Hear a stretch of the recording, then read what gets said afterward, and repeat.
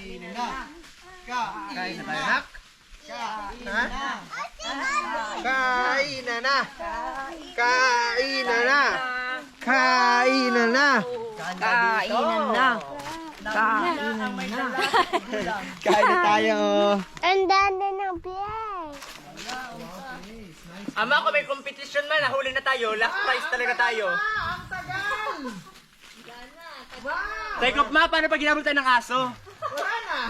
Tanggapin mo na rin bawat baon ng iyong hangin sa tuhod. Papa, Po. tawag mo ang bangka. Tawag ng bangka, boss.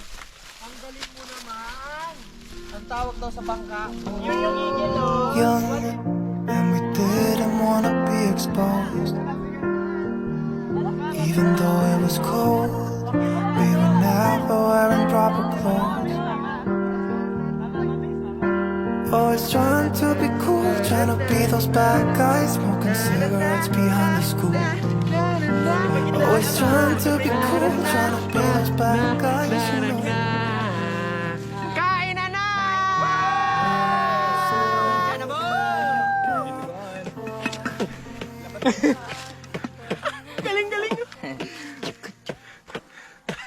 Punong laway.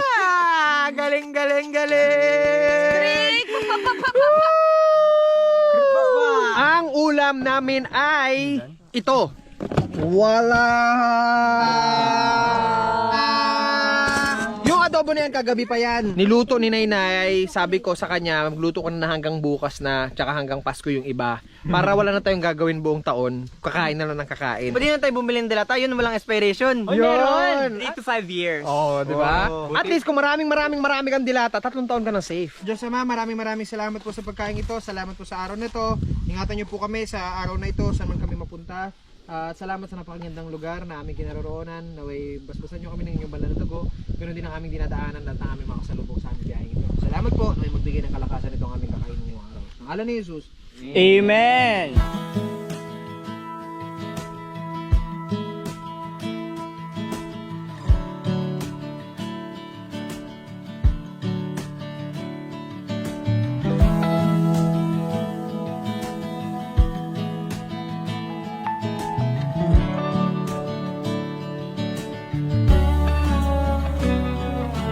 Set out on the open road, same old place you always used to go when you were younger. Speeding through a 50 song like your dad before, you didn't even notice. The old man with the silver hair sitting in his rocking chair. Soon you'll be there. Although it's easy to remember, it's as easy to forget. But it leaves you feeling down and filled with some regrets. All this trick of the memory, we'll call them good old days. Although sweet in the moment, poison for you.